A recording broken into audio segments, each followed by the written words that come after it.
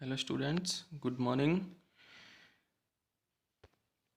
Micro economics की class में आपका स्वागत है।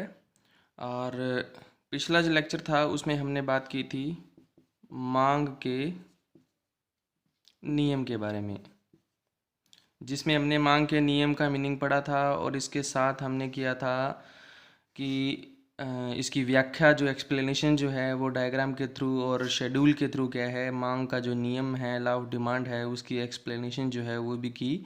और इसके साथ हमने क्या है कुछ अजम्पशन जो हैं उनके बारे में भी बात की कि मांग का नियम जब लागू होता है तो क्या है कुछ मान्यताएं जो हैं वो हम क्या है लेकर के चलते हैं। आज हमारा जो है वो अगला टॉपिक है वो भी इसी चीज़ से रिलेटेड है। और जो टॉपिक है कि जैसे हमने एक डायग्राम जो बनाया था तो उसमें क्या है हमारा डिमांड कर्व जो था वो क्या है डाउनवर्ड स्लोप करता है। ठीक है, तो यहाँ पर हम प्राइस दिखाते हैं, यहाँ पर हम क्या है क्वांटिटी डिमांड जो है वो दिखाते हैं। और हमारा डिमांड कर्व जो होता है वो नीचे की तरफ आता है, डाउनवर्ड स्लोप करता है। तो आज का जो टॉपिक है वो इसी से रिलेटेड है कि डिमांड कर्व जो है वो डाउनवर्ड स्लोप क्यों करता है, या फिर इसका ढाल जो है वो ऋणात्मक क्यों होता है, या मांग जो है वो क्या है मांग वक्र जो है वो नीचे की तरफ जो है वो क्यों गिरता है। ठीक है, तो किसी भी वे में इसको बोला जा सकता है कि मांग वक्र नीचे की तरफ क्यों गिरता है, या इसका ढाल ऋणात्मक क्यों होता है, या नेगेटिव स्लोप क्यों होता है, या डाउनवर्ड स्लोप जो है वो क्यों होता है। तो इसके बारे में हम बात करेंगे। तो आज का हमारा जो पॉइंट है वो है why does demand curve slope downward, यानी कि मांग वक्र का ढाल ऋणात्मक क्यों होता है। तो इसमें हम बात करते हैं सबसे पहला point, law of diminishing marginal utility, घटती सीमांत उपयोगिता का नियम। ये पहला कारण है जिसकी वजह से हमारा मांग वक्र जो है वो ऋणात्मक होता है, यानी कि डाउनवर्ड स्लोप करता है। अब ये घटती सीमांत उपयोगिता होती क्या है, यानी कि डिमिनिशिंग मार्जिनल यूटिलिटी क्या है, ये नियम क्या है। देखो, जब हम किसी वस्तु की, किसी इकाई का, किसी यूनिट का कंज्यूम करते हैं, उपभोग करते हैं, तो शुरू शुरू में उससे मिलने वाली जो संतुष्टि जो होती है वो क्या है, सेटिस्फेक्शन का जो लेवल है वो क्या होता है, अधिक होता है। एग्जाम्पल के तौर पर अगर क्या है किसी व्यक्ति को क्या है मान लो कि चाय पीने का बहुत ज़्यादा क्या है मन कर रहा है, और चाय उसकी फेवरेट है, या उसका बहुत ज़्यादा मन कर रहा है, या मौसम के अकॉर्डिंग क्या है उसका बहुत ज़्यादा इच्छा जो है उसको हो रही है, तो वो क्या करेगा, चाय का जो एक कप है वो क्या कर रहा है, कंज्यूम कर रहा है। तो उससे मिलने वाली जो सेटिस्फेक्शन होगी वो क्या है बहुत ज़्यादा होगी। उसके बाद क्या है जब वो दूसरी यूनिट खरीद और परचेज करेगा, मान लो पहले उसने क्या है एक कप चाय पी, ठीक है, एक कप चाय पीने से उसको जो सेटिस्फेक्शन मिलेगी वो बहुत ज़्यादा होगी। लेकिन क्या है उस जैसे उसने एक कप ख़त्म किया, उसने साथ के साथ क्या है उसने एक कप और चाय पी, तो अब जो मिलने वाली सेटिस्फेक्शन है, यानी कि पहले कप से जो सेटिस्फेक्शन जो मिलेगी वो क्या होगी, बहुत ज़्यादा होगी। ठीक है, और उसके बाद क्या है फिर वो दूसरा कप पीता है, फिर उसके साथ साथ तीसरा, फिर चौथा, फिर पांचवा, यानी कि जैसे जैसे वो क्या है अतिरिक्त इकाई का उपभोग करता जाएगा, यानी कि एक्स्ट्रा जो है वो टी के कप जो है वो कंज्यूम करता जाएगा, उससे मिलने वाली यूटिलिटी, यूटिलिटी क्या होती है, उपयोगिता। किस यूटिलिटी एक ऐसा वर्ड है जिससे हम उपयोगिता को, संतुष्टि को क्या है मापते हैं। मतलब जब कोई व्यक्ति किसी वस्तु को खरीदता है, उसका उपभोग करता है, तो उससे उसको संतुष्टि मिलती है। उस संतुष्टि को मापने का एक मेज़र है यूटिलिटी। ठीक है, तो ये यूटिलिटी जो है वो क्या होती जाती है, यानी कि उपयोगिता जो होती जाएगी वो क्या होती जाएगी, कम होती जाएगी। जैसे जैसे क्या है वो क्या है एक्स्ट्रा जो है कोई भी प्रोडक्ट, जैसे मान लो अगर वो खाने में क्या है, जैसे मान लो ब्रेड खाता है, या बर्गर खाता है, या समोसा खाता है, कुछ भी खाएगा, तो उससे पहला वाली जो यूनिट होगी उससे मिलने वाली सेटिस्फेक्शन क्या होगी, ज़्यादा, यानी कि ज़्यादा अच्छा फील करेगा वो उसको खा के। लेकिन जैसे जैसे क्या है वो एक्स्ट्रा कप जो है वो कंज्यूम करेगा, या एक्स्ट्रा समोसा जो है वो कंज्यूम करेगा, तो उससे मिलने वाली जो यूटिलिटी है, उपयोगिता है, ठीक है, इसको हम सीमांत उपयोगिता कहते हैं, ये क्या होती जाती है, कम होती जाती है। अब हम बात करते हैं कि जब जो कंज्यूमर है इनको कंज्यूम करता है तो किस लेवल पे क्या है उसका सेटिस्फेक्शन का जो लेवल है वो अधिक होता है, जब उससे मिलने वाली मार्जिनल यूटिलिटी उसकी कीमत के क्या होती है, बराबर होती है, तब उसको संतुष्टि जो है वो अधिकतम मिलती है। ठीक है, वहाँ तक उसकी संतुष्टि जो है वो अधिकतम होती है। लेकिन जब क्या है, उसने जितना भुगतान किया वो ज़्यादा है, उससे मिलने वाली यूटिलिटी जो है, उपयोगिता है, वो कम है, तो क्या है, जो कंज्यूमर जो है वो क्या है, इसमें संतुष्टि के स्तर पे क्या है, नहीं होता। तो यहाँ पर हमें पता चलता है कि जैसे जैसे किसी वस्तु की कीमत कम होगी, वैसे वैसे क्या करेगा, वो उसकी अधिक मात्रा जो है वो कंज्यूम करता है, और जैसे जैसे किसी वस्तु की कीमत बढ़ती है तो जो उसकी मात्रा जो है वो क्या होती है, कम हो जाती है। यानी कि यहाँ पर ये नियम जब लागू होता है तो इसमें क्या होता है कि जैसे जैसे हम क्या करेंगे, एक्स्ट्रा जो है कब कंज्यूम करेंगे, तो उससे मिलने वाली सेटिस्फेक्शन जो है वो क्या होगी, कम होगी। ठीक है, और जब यूटिलिटी यानी कि संतुष्टि अगर हमारी कम होगी तो हम क्या करेंगे, उसकी यूनिट जो है वो कम खरीदने की कोशिश करेंगे, जिससे हमारा डिमांड कर्व जो है वो क्या होगा, डाउनवर्ड स्लोप करेगा। दूसरा जो पॉइंट है वो है आय प्रभाव यानी कि इनकम इफेक्ट। जब किसी वस्तु की कीमत में चेंज आता है यानी कि उसके प्राइसेस चेंज होते हैं, तब क्या है, कंज्यूमर की जो रियल इनकम होती है उसमें भी क्या आता है, चेंज आता है। अब ये रियल इनकम क्या होती है, सबसे पहले हम इसके बारे में बात करते हैं। जैसे मान लो किसी प्रोडक्ट का प्राइस जो है वो क्या है, 100 रुपये है। प्राइस जो है वो कितना है, 100 रुपये है, और जो उपभोक्ता है वो कितनी यूनिट परचेज करता है, उसकी क्वांटिटी डिमांड है वो कितनी है, मान लो 1 यूनिट है। ठीक है, 1 यूनिट जो है वो क्या कर रहा है, खरीद रहा है। जब 100 रुपये कीमत है, ठीक है, तो वो कितनी इकाइयाँ खरीद रहा है, 1 इकाई जो है वो खरीद रहा है। अब क्या हुआ, उस प्रोडक्ट की कीमत कम होकर के कितनी होगी, मान लो 50 रुपये। 50 रुपये से वो क्या करेगा, मान लो 50 रुपये, अब कीमत कम होगी लेकिन उसका बजट जो है वो कितना है, 100 रुपये है। ठीक है, 100 रुपये में पहले 1 यूनिट खरीद रहा था, अब 50 रुपये की 1 यूनिट उसने क्या की, परचेज कर ली। ठीक है, लेकिन क्या है, उसके पास सेव जो है वो कितने हो गए, यहाँ पर जो है उसने जो सेव किए, ठीक है, वो कितने हो गए, 50 रुपये। इन 50 रुपये से वो क्या कर सकता है, 1 यूनिट जो है वो क्या है, और परचेज कर सकता है। तो इस इनकम को हम क्या कहते हैं, इस इनकम को हम कहते हैं रियल इनकम यानी कि वास्तविक आय। जब इसको कैसे लिखेंगे, इसको लिखेंगे कि जब किसी उपभोक्ता की या किसी कंज्यूमर की एक पर्टिकुलर इनकम को हम लेकर के चलते हैं, और जब किसी वस्तु की कीमत में परिवर्तन आता है, यहाँ पर देखो कीमत में क्या आया, परिवर्तन आया है। जब किसी वस्तु की कीमत में परिवर्तन आने पर उपभोक्ता की वास्तविक आय में परिवर्तन आता है। वास्तविक आय कौन सी है, जो वो खर्च करना चाहता है उसको हम क्या कहेंगे, वास्तविक आय कहेंगे। यहाँ पर 100 रुपये खर्च करना चाहता है, तो पहले तो 100 रुपये में क्या है, वो 1 यूनिट खरीद रहा था, पर क्या है, कीमत कम होने की वजह से क्या है, 50 रुपये उसने क्या कर लिया, सेव कर लिया। इसको हम क्या कहेंगे, रियल इनकम कहेंगे। तो जब किसी वस्तु की कीमत में परिवर्तन आने पर उपभोक्ता की वास्तविक आय में परिवर्तन आता है, ठीक है, तो उसको, उसके कारण जो डिमांड में चेंज आता है उसको हम क्या कहते हैं, आय प्रभाव कहते हैं। अब मान लो, अब आगे चलते हैं इसको, कि मान लो कीमत कम होकर के कितनी होगी, 25 रुपये हो गई। ठीक है, अब 25 रुपये में उसने क्या किया, 1 यूनिट परचेज की, लेकिन उसने क्या है, बचाए कितने, 75 रुपये बचाए। तो ये 75 रुपीज़ हैं, ये क्या है, रियल इनकम।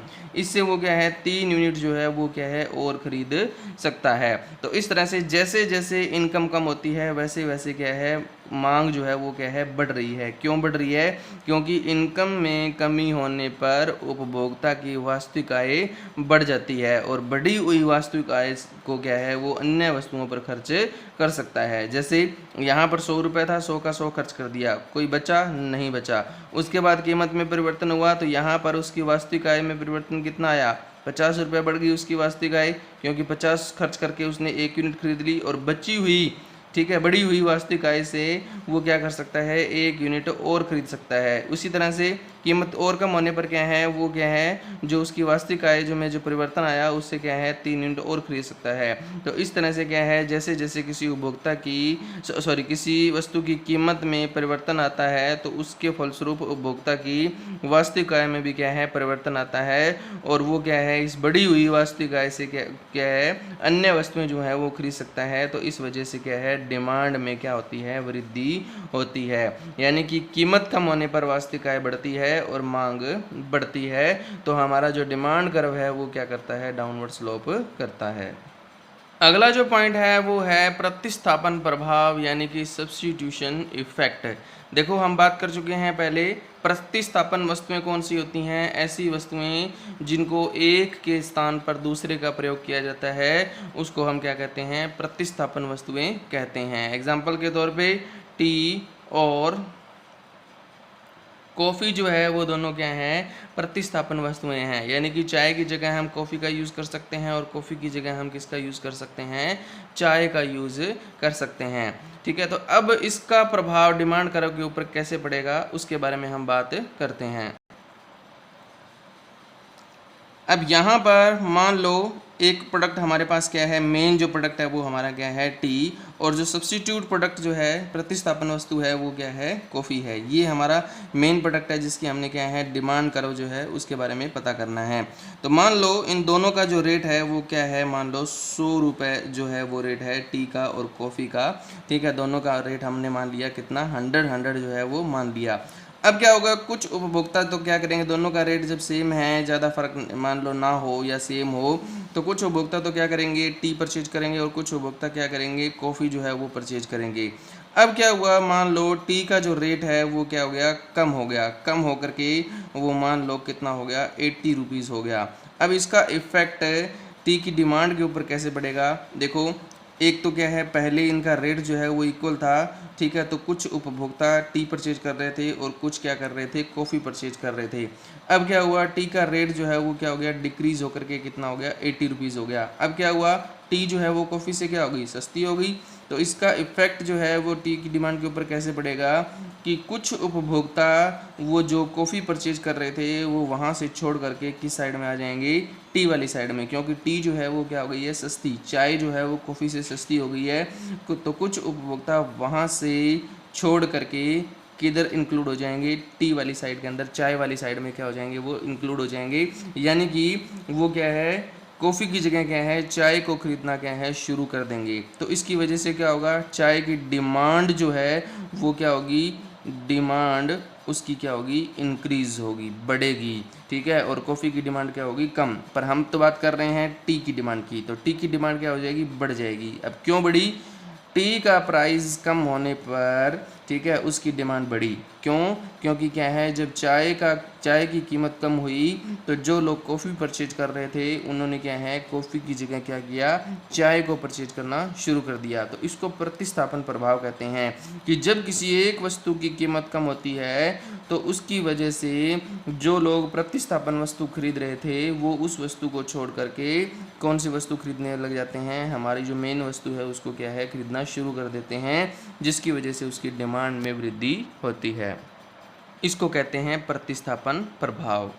अगला पॉइंट है हमारा वो है उपभोक्ता का आकार यानी कि साइज ऑफ कंज्यूमर ग्रुप। तो इसी में हम क्या हैं, वही एग्जांपल लेकर के चलते हैं वापस। एक हमारे पास मेन प्रोडक्ट है टी और दूसरा सब्स्टिट्यूट प्रोडक्ट जो है वो क्या है? कॉफ़ी है। देखो यहाँ पर हम कॉफ़ी की बात नहीं कर रहे हैं क्योंकि कॉफ़ी क्या है? एक प्रतिस्थापन यानी कि सब्स्टिट्यूट गुड्स है, जिसके बारे में हमने थर्ड पॉइंट के बारे में बात की। ठीक है, अब हम बात कर रहे हैं उपभोक्ता के आकार के बारे में। जैसे मैंने आपको पहले बताया कि मान लो 100 रुपीज़ इसका प्राइस है, 100 रुपीज़ जो है वो क्या है? इसका प्राइस है। तो कुछ लोग क्या कर रहे हैं, मान लो चाय परचेज कर रहे हैं, कुछ कॉफ़ी परचेज कर रहे हैं। ठीक है, कुछ अदर भी हैं। ठीक है, जो कुछ भी परचेज नहीं कर रहे क्योंकि उनको लगता है कि चाय भी महंगी है और कॉफ़ी भी महंगी है। ठीक है, तो अब क्या होगा, मान लो चाय का रेट क्या हो गया? कम होकर के कितना हो गया? 80 रुपये हो गया। तो हमने थर्ड पॉइंट में बात की कि चाय का रेट कम होने पर क्या है, सब्स्टिट्यूट जो गुड्स के जो कंज्यूमर है वो क्या है, वहाँ से छोड़ करके और किस साइड में आ जाएंगे? वो टी वाली साइड में आ जाएंगे। ठीक है, और दूसरा जो है ये तो हो गया सब्स्टिट्यूट इफेक्ट, जिसके बारे में हमने क्या है थर्ड पॉइंट के अंदर बात की थी। अब हम बात कर रहे हैं उपभोक्ता का आकार, यानी कि जब 100 रुपये रेट था तो कुछ लोग चाय परचेज कर रहे थे, कुछ कॉफ़ी। अब 80 रुपये रेट हो गया तो क्या होगा, इधर से उपभोक्ता घट करके इधर ऐड हो जाएंगे। ठीक है, और कुछ उपभोक्ता ऐसे थे जो पहले चाय और कॉफ़ी दोनों परचेज नहीं करते थे। अब उनमें से कुछ कंज्यूमर ऐसे आ गए जो 80 रुपये में क्या है खरीद सकते हैं, ठीक है, तो वो भी क्या हो जाएंगे, इधर इंक्लूड हो जाएंगे। तो देखो क्या हो गया, कंज्यूमर का साइज़ जो है वो क्या हो गया, बढ़ गया, यानी कि उपभोक्ताओं की संख्या में वृद्धि हुई है। पहले जितने उपभोक्ता थे उससे ज़्यादा बढ़ गए हैं। कुछ सब्सिट्यूट गुड्स वाले आ गए और कुछ क्या है अदर जो कुछ भी परचेज नहीं कर रहे थे वो आ गए, ठीक है। तो इस तरह से क्या होता है, उपभोक्ता का आकार बढ़ता है, तो कीमत कम होने पर उपभोक्ताओं की संख्या बढ़ती है, जिसकी वजह से मांग में वृद्धि होती है, डिमांड इंक्रीज होती है, और हमारा जो डिमांड कर्व है वो क्या करता है, डाउनवर्ड स्लोप करता है। अगला जो पॉइंट है वो है विभिन्न उपयोग, यानी कि डिफरेंट यूजेस। देखो बहुत सारी वस्तुएं ऐसी होती हैं जो क्या है सिर्फ एक पर्पज़ में क्या है यूज़ नहीं की जाती, उनको मल्टीपर्पज़ में यूज़ किया जा सकता है। जैसे इलेक्ट्रिसिटी है तो जिसका यूज़ हम क्या है फ़ैन, कूलर, एसी, लाइटिंग के अंदर, प्रेस के अंदर, टीवी में, फ्रिज में, वॉशिंग मशीन के अंदर, ठीक है, या बड़ी मशीनें हैं वहाँ पर क्या है कर सकते हैं। तो ये क्या है विभिन्न उपयोग वाली वस्तु है। इसी तरह से हम बात करते हैं मिल्क जो है वो भी क्या है डिफरेंट यूजेस वाला प्रोडक्ट है, ठीक है। इसको हम पीने में यूज़ कर सकते हैं, चाय में यूज़ कर सकते हैं, ठीक है, बटर में, चीज़ में यूज़ कर सकते हैं, ठीक है। तो बहुत सारे इसके जो क्रीम वगैरह बनाने में भी क्या है इसका यूज़ जो है वो किया जा सकता है, मावा में यूज़ किया जा सकता है। तो इस तरह से जो मिल्क है वो भी क्या है मल्टी यूजेस प्रोडक्ट है। जैसे कि अगर हम बात करें कि मिल्क के बारे में बात करें, हम मिल्क अगर क्या होगा महंगा होगा, ठीक है, अगर इसका रेट क्या होगा ज़्यादा होगा, तो हम क्या करेंगे इसका लिमिटेड यूज़ करेंगे, ठीक है। यानी कि पीने में या चाय में जैसे यूज़ जो है उसका किया जाएगा, जैसे मोस्टली चाय में यूज़ किया जाएगा, ठीक है। तो इसकी डिमांड क्या होगी, कम होगी, यानी कि जब इसके रेट क्या होंगे हाई होंगे तो इसकी डिमांड जो होगी वो लिमिटेड होगी, इसको लिमिटेड यूज़ किया जाएगा। लेकिन क्या है अगर मैं ये कहूँ कि मिल्क जो है वो क्या हो जाए सस्ता हो जाए, ठीक है, तो इसका इफ़ेक्ट जो है वो डिमांड के ऊपर क्या पड़ेगा, इसकी डिमांड जो है वो क्या हो जाएगी ज़्यादा हो जाएगी, ठीक है। डिमांड पहले लिमिटेड थी, अब क्या हो जाएगी ज़्यादा हो जाएगी। क्यों, क्योंकि जब सस्ता होगा तो हम पीने के साथ, चाय के साथ साथ क्या है इसका चीज़ में, बटर में, मावा के अंदर या अदर जो प्रोडक्ट बनते हैं मिठाई वगैरह बनाने में भी क्या है इसका यूज़ जो है वो शुरू कर देंगे। तो इस तरह से क्या है कि जो डिफरेंट यूजेस वाले प्रोडक्ट होते हैं जब उनका रेट ज़्यादा होता है, ठीक है, तब उसका लिमिटेड यूज़ किया जाता है। जैसे बिजली अगर महंगी हो तो लोग क्या करेंगे सिर्फ लिमिटेड यूज़ करेंगे, जहाँ ज़्यादा ज़रूरत है वहीं यूज़ किया जाएगा। लेकिन अगर फ्री कर दी जाए या बिल्कुल ही मान लो नामात्र का रेट जो है वो क्या है लिया जाए अगर इलेक्ट्रिसिटी का, तो हम क्या है ऑन रखेंगे हर चीज़, चाहे वो फ़ैन है चाहे वो क्या है अदर कोई भी चीज़ है, तो उसको हम क्या है मतलब ज़्यादा कंज्यूम करेंगे, उसका उपभोग जो है वो क्या होता है ज़्यादा होता है। तो रेट ज़्यादा होने पर डिमांड क्या होती है कम हो जाती है, और रेट कम होने पर डिमांड जो है वो बढ़ जाती है। किन प्रोडक्ट की, जो मल्टी यूजेस प्रोडक्ट होते हैं उनकी, तो उनकी वजह से भी क्या है डिमांड कर्व जो है वो डाउनवर्ड स्लोप करता है। तो ये हमारे 5 पॉइंट थे, बहुत ही इम्पोर्टेंट जो है वो टॉपिक है ये वाला, वेरी वेरी इंपॉर्टेंट टॉपिक है कि डिमांड कर्व जो है वो डाउनवर्ड स्लोप क्यों करता है, नीचे की ओर क्यों आता है, ठीक है। तो इसको आपने क्या है सारे के सारे पॉइंट अच्छे से समझने हैं। हो सकता है अगर मान लो किसी बच्चे को फर्स्ट टाइम समझ में ना आए तो दोबारा वीडियो देखो, जैसे कि इनकम इफ़ेक्ट है, ठीक है। तो ये पॉइंट थोड़े से टेक्निकल पॉइंट हैं, तो आपने थोड़ा ध्यान से जो है इनको क्या है मैंने बड़े ही धीरे धीरे क्या है इनको समझाने की कोशिश की है कि आपको अच्छे से समझ में आ जाए। तो आपने क्या करना है बिल्कुल आराम से इसको समझना है और बार बार इसको देखना है इस वीडियो को, ताकि ये पॉइंट जो है वो टेक्निकल पॉइंट हैं और अच्छे से समझ में आए, ठीक है। Okay, thank you. तो अपनी कॉपी में नोट कर लेना इनको सभी को। ओके।